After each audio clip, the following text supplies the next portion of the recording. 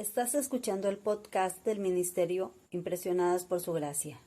Nuestra serie actual se titula Reto de Lectura 365 a través del Nuevo Testamento.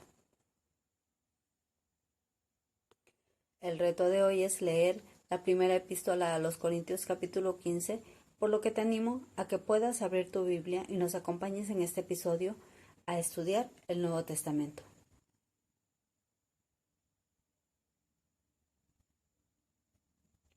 En este capítulo, el apóstol Pablo se dedica a establecer la doctrina de la resurrección de los muertos que algunos de los corintios negaban, de lo cual podemos leer en 1 Corintios capítulo 15, versículo 12. Al negar la resurrección, renunciaban a un glorioso futuro personal lleno de inefables recompensas.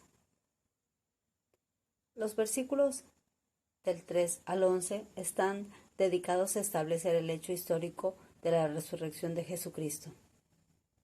Había sido profetizado ya en el Antiguo Testamento y había sido avalado por una gran multitud de testigos de primera mano que habían visto vivo al Señor después de haber muerto y haber sido sepultado.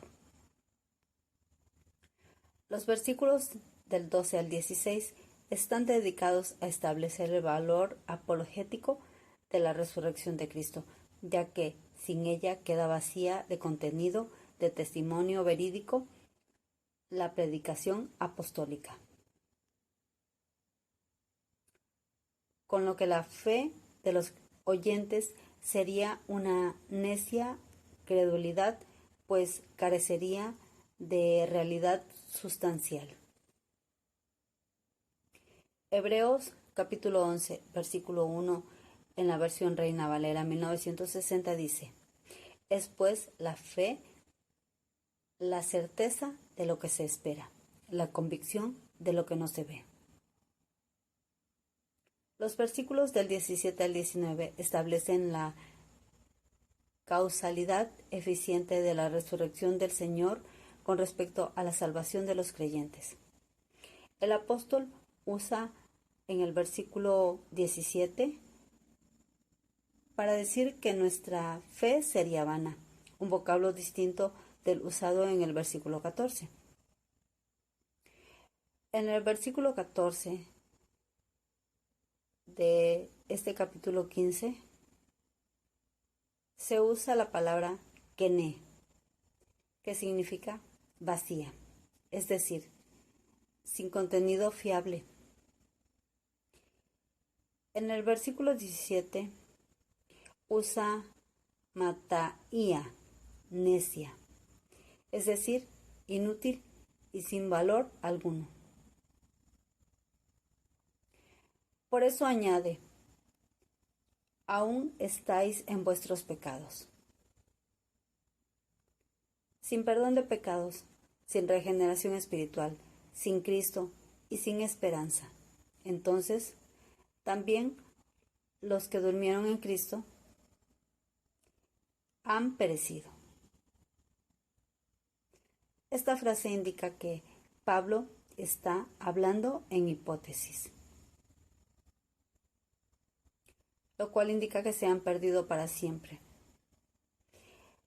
El verbo es el mismo que podemos leer en Juan capítulo 3, versículo 16.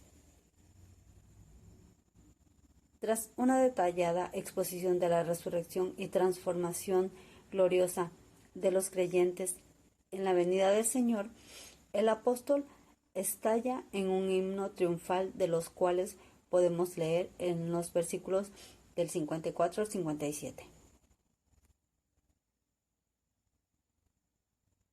Cuando se haya llevado a cabo la gloriosa transformación que ha mencionado en el versículo 53 y en la primera parte del versículo 54, entonces dice: se cumplirá la palabra que está escrita. Sorbida fue la muerte para victoria. Pablo cita libremente de Isaías capítulo 25, versículo 8 y Oseas capítulo 13, versículo 14. No son citas exactas, sino más bien reminiscencias de las expresiones de triunfo que emplearon estos profetas al contemplar anticipadamente la hora final de gracia a favor de Israel, en la que se involucra la victoria sobre la muerte. El sentido de la expresión del versículo 54 es, como dice la Nueva Versión Internacional: la muerte ha sido devorada por la victoria. Con expresiones que nos recuerdan las de Oseas capítulo 13, versículo 14, el apóstol Pablo entona un cántico al triunfo que aquel día se conseguirá sobre la muerte, que dice así: ¿Dónde está, oh muerte, tu victoria?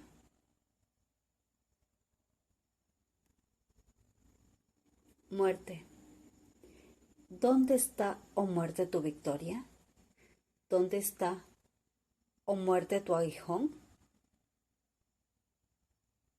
Como si dijese: hasta ahora hemos sido prisioneros, pero ahora se ha abierto de par en par las puertas de la cárcel y hemos quedado libres. Se acabó tu dominio, se acabaron tus victorias. A continuación, en el versículo 56, explica de dónde adquiere la muerte su origen y sus victorias. El aguijón de la muerte es el pecado, y el poder del pecado, la ley. El pecado es representado aquí como un escorpión que presta su veneno a la muerte, comparándolo con Romanos capítulo 6, versículo 23. La muerte sin el pecado es una ganancia, de lo cual nos habla Filipenses capítulo 1, versículo 21 y Filipenses capítulo 1, versículo 23. Un pasar de esta vida a los brazos del Señor. Eso es la muerte. El poder del pecado es la ley, no en sí misma, sino por la maldición que recae sobre los que no la observan por completo, de lo cual podemos leer en Gálatas capítulo 3, versículo 10. En el versículo 57 leemos: pero gracias sean dadas a Dios que nos da la victoria por medio de nuestro Señor Jesucristo, comparándolo con Romanos capítulo 7, versículo 25.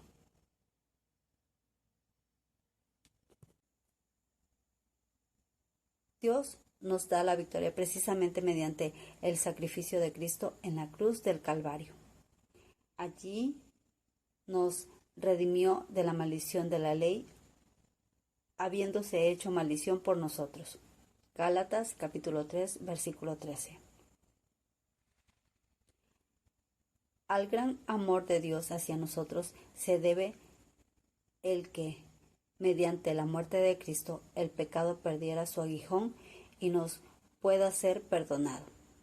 Y la muerte quedó completamente desarmada para los que duermen en el Señor. Pablo no dice que Dios nos dio, sino que nos da. Participio de presente, que significa algo continuo. El uso del participio presente puede sugerir la idea de que es una característica de Dios dar victoria. También se da a entender ahí que participamos ya en esa victoria ahora y participaremos en ella a diario. Esta victoria es exclusiva del creyente y a él solo compete entonar el himno de alabanza y acción de gracias por ella. Los no creyentes permanecen bajo el poder del pecado y de la muerte. Carecen de corazón y de labios capaces de entonar tal himno. El versículo 58 Y como conclusión de todo lo que antecede, el apóstol Pablo, con el cariñoso saludo de hermanos míos, amados, dirige a los fieles de Corinto una triple exhortación. A. A hacerse firmes en las verdades de la fe que aprendieron del apóstol y en las normas de conducta que caracterizan a los que han de seguir las pisadas del Señor. B. A ser también inconmovibles de forma que nada ni nadie pueda desviarles del verdadero camino ni de la gloriosa esperanza de resucitar un día incorruptibles e inmortales. Los creyentes no deben ser removidos de esa esperanza del Evangelio, de lo cual nos habla Colosenses capítulo 1, versículo 23. Esta esperanza debe ser el ancla de nuestra alma, de lo cual nos habla Hebreos capítulo 6, versículo 19. C. A abundar en la obra del Señor siempre. Tan gloriosa esperanza debe estimular vigorosamente el afán, la constancia y la paciencia en toda obra que llevemos a cabo por el Señor. Les dice que disponen de las mejores bases del mundo sobre las que pueden cimentar sus esperanzas, progresando siempre en la obra del Señor, conscientes de que su trabajo en el Señor no es en vano. Tan seguro como que Cristo resucitó, también ellos resucitarán. Dios es muy buen amo y muy buen pagador. Con Él nunca se pierde, porque no es injusto ni infiel como para olvidar o no tener en cuenta lo que por Él se hace. Además, es poderoso para hacer todas las cosas mucho más abundante de lo que pedimos o pensamos. Efesios capítulo 3, versículo 20. Por eso, los que sirven a Dios nunca pueden trabajar demasiado ni sufrir demasiado por un amo tan bueno.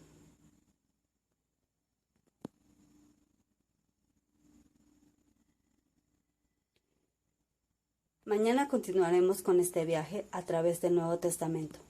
Nuestra oración es que el amor de ustedes abunde aún más y más en ciencia y en todo conocimiento, para que aprueben lo mejor, a fin de que estén sinceros e irreprensibles para el día de Cristo, llenos de los frutos de justicia que vienen por medio de Jesucristo, para gloria y alabanza de Dios.